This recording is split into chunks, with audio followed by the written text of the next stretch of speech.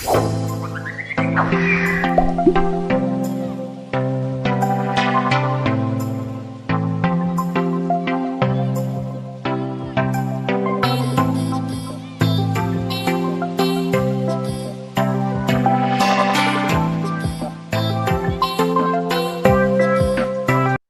economics, we have completed two topics. Number one was introduction to economics, where we have dealt micro and macroeconomics. Later on in topic number two, we have seen utility analysis, where we have seen utility means what, features of utility, types of utility, relationship between total utility and marginal utility. And then we have seen the law of DMU, first law, economics का पहला law हमने वहां पढ़ा, which was given by Dr. Alfred Marshall. Then we have seen criticisms of the law, significance of the law of DMU. और फिर एक last में new question मिला था, explain the relationship between marginal utility and price. और आज एक नया टॉपिक स्टार्ट करता है जिसको नाम है डिमांड एनालिसिस. बच्चों, डिमांड ये वर्ड अपने पास बहुत फ्रिक्वेंटली लेक्चर के ड्यूरेशन में टॉपिक नंबर 1 और 2 में आया था. अगर आप अपने दिमाग पे जोर देते हो तो मैंने डिमांड का मीनिंग क्या बोला था, डिमांड को एक ही वर्ड में क्या याद रखने बोला था मैंने, purchase. In economics purchasing activity को डिमांड बोलते हैं. Is it clear? चल एंटर करता है टॉपिक में. What do you mean by demand? Sir आपने तो एक ही वर्ड में हमको डिमांड मतलब क्या बोला, purchase. No, let's try to understand the actual meaning of demand. आपके स्क्रीन पे एक पिक्चर दिख रहा है, बराबर है? आप उस पिक्चर में क्या विजुअलाइज कर रहे हो? सर एक शॉप है, पूरा माल भरा हुआ है दुकान में, कुछ कस्टमर्स खड़े हुए. डेफिनेटली वो कस्टमर्स फ्री में तो सामान उठा के ले नहीं जाएंगे, भले वो दुकान के बाहर तक भर के रखा है माल, लेकिन कोई फुकड़ में उठा के नहीं ले जाएगा. ले जाता है तो उसको चोरी बोलेंगे. What is the procedure of buying goods? Sir goods को खरीदने का प्रोसीजर क्या है? तो डेफिनेटली जितने कस्टमर्स आपको वो शॉप में दिख रहे हैं वो क्या करेंगे, सेलेक्टेड प्रोडक्ट्स परचेज करेंगे, कंसिडरेशन में पेमेंट करेंगे, मतलब बदले में कुछ पैसा देंगे और उसको लेके निकल लेंगे. Transaction is over. Transaction is over. बस इसी ट्रांजैक्शन को मैं डिमांड बोलता हूं. इकोनॉमिक्स में इसी ट्रांजैक्शन को मैं डिमांड बोलता हूं. डिमांड करने के लिए there must be presence of 3 things. Demand करने के लिए 3 चीजों का प्रेजेंस होना बहुत जरूरी है बच्चों. एक्चुअली डिमांड मतलब कुछ बच्चे कैसे समझते हैं, डिमांड मतलब मांग, मांगना वो डिमांड होता है. नहीं बच्चों, इकोनॉमिक्स में मांगना डिमांड नहीं होता है. भिखारी भी भीख मांगता है, तो मैं ऐसा बोल सकते हैं कि भिखारी डिमांड कर रहा है? It's not possible at all. Here demand means desire, आपकी इच्छा, विश को बैकअप होना चाहिए, बैकअप होना चाहिए. Ability to pay and willingness to pay for it. बोले तो अगर आप एक्सपेक्ट कर रहे हो that you want to buy a chocolate, अगर आपका मन कर रहा है कि चॉकलेट खाना है सर मेरे को, तो सिर्फ मन करने से वो डिमांड होने वाला नहीं है. Only simply desire can not be converted into demand. You need a backup of ability to pay for it. Means आपके पॉकेट में उतने पैसे होने चाहिए कि आप अपने डिजायर को फुलफिल कर सकते हो. अगर आपके डिजायर को बैकअप होगा ना, आपके डिजायर को बैकअप होगा ना एबिलिटी का, और साथ में विलिंगनेस. कुछ लोगों के जेब में पैसा होता है लेकिन मन नहीं करता है खर्चा करने का. जेब में पैसा होता है लेकिन मन नहीं करता है खर्चा करने का. पैसा भी होना चाहिए, मन भी होना चाहिए खर्चा करने. जब इन तीनों का कॉम्बिनेशन होगा तब वो कॉन्सेप्ट डिक्लेयर किया जाता है, वो डिमांड है. बराबर.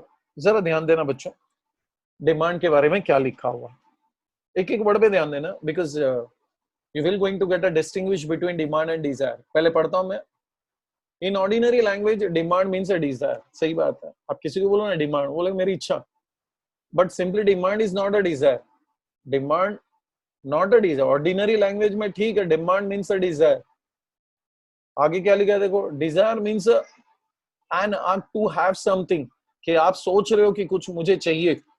विश, उसको mere and wish to have something, WISH लिख सकते हो, and wish to have something. In economics demand means a desire which is backed by willingness and ability to pay।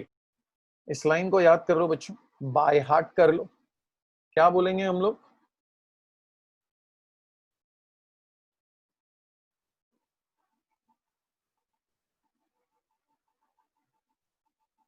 Demand means a desire, demand means a desire which is backed by two things, दो चीजों का backup होना चाहिए, willingness and ability to पे।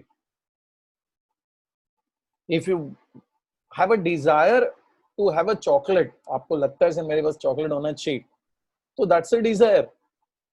बस दो चीजों का बैकअप होना चाहिए, पैसे होने चाहिए और खर्च करने को मन करना चाहिए। जब ये दोनों का बैकअप होगा along with your desire, along with your desire, then your desire will going to convert into demand। जब तब जाके आपका डिजायर डिमांड में कन्वर्ट होगा, ठीक है। Person has a desire to purchase a television. मान लो अगर एक पर्सन का डिजायर है to purchase a television set but does not have adequate purchasing power, then it will be simply a desire, not a demand। Example लिया, मान लो अगर एक पर्सन को wants to buy a television but उसके जेब में उतने पैसे नहीं है that he can buy television, तो बच्चों वो सिर्फ डिजायर बन के रह जाएगा, परचे डिमांड में कन्वर्ट होने वाला नहीं। Demand is an effective desire, all desire are not demand. ये बात याद रखना बच्चों, सभी डिमांड डिजायर होते हैं लेकिन सभी डिजायर डिमांड नहीं होते। ट्रू और फॉल्स में आएगा। Again I want to repeat this line, मैं फिर से रिपीट करता हूँ। ये लाइन क्या है बच्चों, फिर से सुनना अच्छे से सब लोग। ऑल डिमांड्स आर डिजायर, क्योंकि डिजायर होगा तो ही डिमांड में कन्वर्ट होगा ना। But all desires are not demand. Sir सभी डिजायर डिमांड क्यों नहीं हो सकते? सिंपली क्या है सर वो बात, क्योंकि जब तक डिजायर में बैकअप नहीं होता है ना, विलिंगनेस एंड एबिलिटी का, तो वो डिजायर डिमांड में कन्वर्ट नहीं होता। क्लियर? तो बच्चों नीचे एक इक्वेशन बनाया देखो, शॉर्ट में एक इक्वेशन बनाया। क्या है वो equation? Demand is equals to desire plus ability to pay plus willingness to pay. हमेशा डिमांड का कोई मीनिंग पूछे तो वो ऊपर फर्स्ट पैराग्राफ का सेकंड लाइन बोलने का, demand means a desire which is backed by willingness and ability to pay. या तो पहले एबिलिटी बोलो बाद में विलिंगनेस बोलो, चलेगा, कोई फर्क नहीं पड़ता है, ठीक है। बाकी मत लिख के लेना, बाकी टेक्स्ट बुक में है।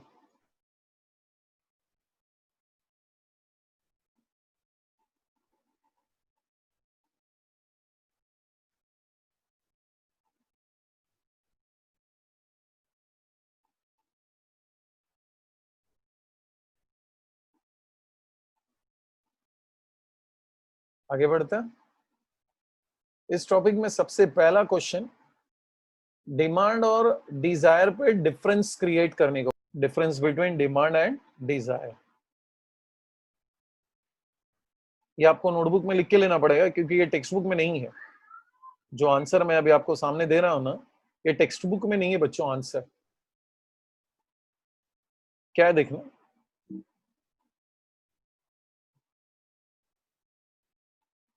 डिफरेंस बिटवीन, और we can say distinguish between demand and desire. पहले सुन लेना, बाद में लिखना, जब मैं बोलूंगा तब लिखना। पॉइंट नंबर 1 मीनिंग बनाता हूं।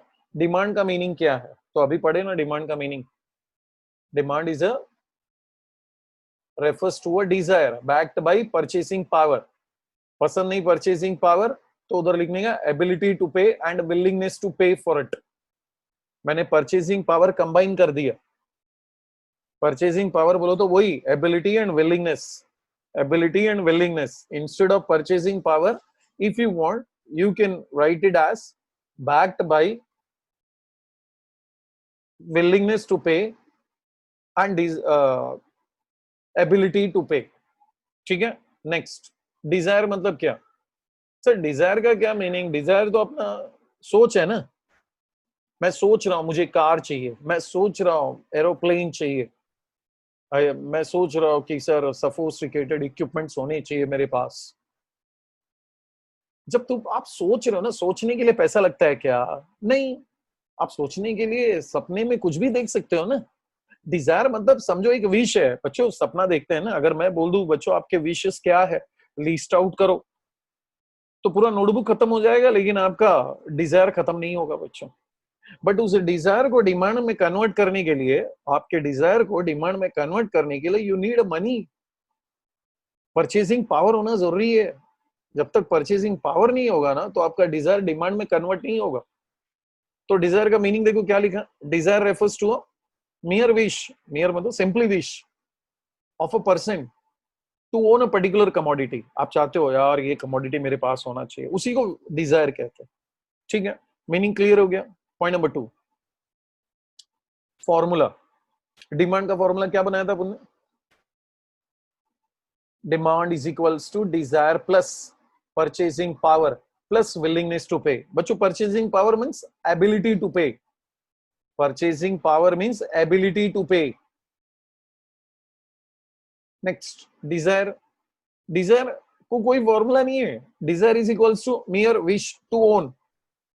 कुछ पाने की विश करना, सोचना, सपना देखना, उसको डिजायर कहते हैं बच्चों. Formula we were with limitation. Limitation बोलो तो कोई हद है क्या, कोई रोक है क्या? तो डिमांड में है सर, आपके पास इनकम होना चाहिए तो डिमांड कर पाओगे. प्राइस होना, प्राइस है उसको, फैशन है, किसी को फैशनेबल थिंग होगा तो डिमांड करते, नहीं तो नहीं करते. क्या क्या लिखा है देखो. Demand has a number of limitation. बहुत सारे लिमिटेशन है. फिलहाल तो 3 बात किया, बहुत सारे लिमिटेशन है. लाइक इनकम, इनकम होगा तो डिमांड करेंगे. फैशन, फैशनेबल होगा तो डिमांड करेंगे. प्राइस सूटेबल होगा तो डिमांड करूंगा, नहीं तो नहीं करूंगा, etcetera. They have given you 3 examples. बहुत सारे limitations है. पूरा एक क्वेश्चन है, what are the factors which determines demand, वो मैं अलग से पढ़ाने वाला हूँ. फिलहाल तो उसमें से 3 एग्जांपल आया समझो. डिमांड को नंबर ऑफ लिमिटेशंस है. Limitations, what are that limitations? Income, fashion, price, etcetera. Now move towards desire. Desire को कोई लिमिट है क्या? बच्चों आपको अभी मैं थोड़ी देर पहले क्या बोला, अपने विशेस को लिस्ट आउट करो तो पूरा नोटबुक कम पड़ेगा, लेकिन आपका विश खत्म नहीं होगा. डिजायर को कोई लिमिटेशन नहीं है. क्या लिखा देखो, a desire has no limitation. A man can desire anything which he may not buy. तो सपने में कुछ भी सोच सकते हो ना सर. आप ऐसे ऐसे ड्रेसेस का, ऐसे ऐसे कपड़ों का सपना देखोगे जो हम खरीद भी नहीं पाएंगे. ऐसे ऐसे 4 व्हीलर 2 व्हीलर का सपना देखेंगे जो हम लोग रख ही नहीं पाएंगे. सर ऐसा घर होना चाहिए, बंगलो होना चाहिए, गार्डन होना चाहिए, घर में थिएटर होना चाहिए, पार्किंग के लिए स्पेस होना चाहिए, इतना बड़ा ग्राउंड होना चाहिए, घर के अंदर ही हम लोग प्रैक्टिस करें, जो एक्टिविटी चाहिए वो एक्टिविटी करें. पर सपने देखने के लिए कोई लिमिट नहीं होता है बच्चों. इसीलिए उन्होंने पॉइंट को क्या बोला, desire has no limitation. Man can desire anything which he may not buy. Clear. Point number 3 भी समझ में आ गया सबको. Next, inclusion in economics. Economics में इन दोनों में से किसको इंपॉर्टेंस दिया जाता है? सीधी बात है, डिमांड को इंपॉर्टेंस होगा, डिजायर को कोई इंपॉर्टेंस नहीं होता है. मतलब inclusion in economics will be of only demand, not of desire. Let's see क्या लिखा. Demand is an economic phenomenon. Phenomenon means variable, concept, economic concept. Therefore it is studied in economics. Demand को economics में पढ़ेंगे. But what about desire? Desire is purely psychological concept. Psychological concept है, मेरी सोच है. Therefore, it is not studied in economics. Desire को economics में नहीं पढ़ते. Fifth point, relation. Demand किसी के साथ related है क्या? तो जवाब है हाँ sir, demand is related with price. सबसे पहली बात तो demand price से related होता है. जब भी demand को express करोगे तो it should be expressed with price, time and place. ये 3 वर्ड को अंडरलाइन करके रखना जब नोटबुक में लिखोगे तब। डिमांड को कभी भी एक्सप्रेस करोगे ना तो 3 चीजों के साथ किया जाता है, प्राइस, टाइम, प्लेस। क्योंकि प्राइस बदलता है तो डिमांड बदलता है, टाइम बदलता है तो डिमांड बदलता है। टाइम समझ में आया? टमाटर का रोज रेट सेम रहता है क्या बच्चों? कभी 40 रुपए किलो मिलता है, कभी 60 रुपए किलो मिलता है, कभी 10 रुपए किलो भी मिलता है। क्योंकि जब भी डिमांड की बात करो ना तो साथ में टाइम और प्लेस का भी बात कर रहे हैं। सर प्लेस क्यों? क्योंकि कुछ जगह में कमोडिटी का रेट अलग होता है तो कुछ जगह में अलग होता है, कहीं कम कहीं ज्यादा। आप आपके घर के बाजू से सामान खरीद रहे हो तो you may need to pay some extra price for it. नहीं सर मैं होलसेल मार्केट में जाके खरीद के लेके आएगा, तो तू होलसेल मार्केट में जाके खरीद के लेके आएगा तो you in that case you need to pay certain less amount जो घर के पास पे करना पड़ता है उससे। मीन्स इट इंडिकेट्स कि डिमांड वेरी होता है, वेरी बोलो तो बदलता है with change in price, place, time. Clear? तो वो आखिरी वाला लाइन अच्छे से याद रखना, it always expressed with reference to price, time and place. अब इधर डिजायर का किसके साथ कोई रिलेशन नहीं बच्चों, डिजायर का किसके साथ कोई relation? Desire has no relation with the price, it is expressed without reference to price, time and place. That's it. Distinguish between demand and desire is over. Exam में ना कभी कभी इन दोनों के बीच में ना ट्रू और फॉल्स विथ रीजन भी आता है। Desire and demand both are same.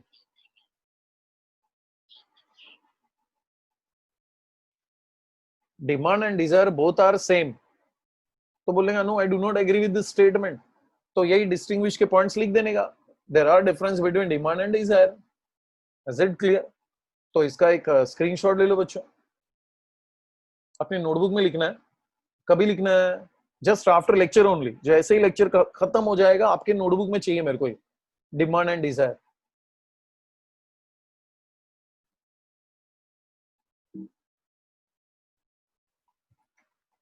हाँ, अब आपको पिक्चर में क्या दिख रहा है बच्चों?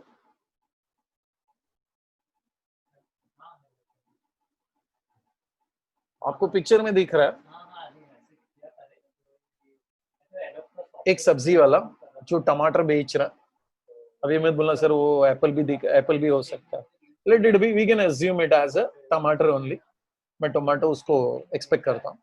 एक पिक्चर में एक ही लेडी है और एक पिक्चर में पूरा मोहल्ला आ गया टू बाय टोमेटो।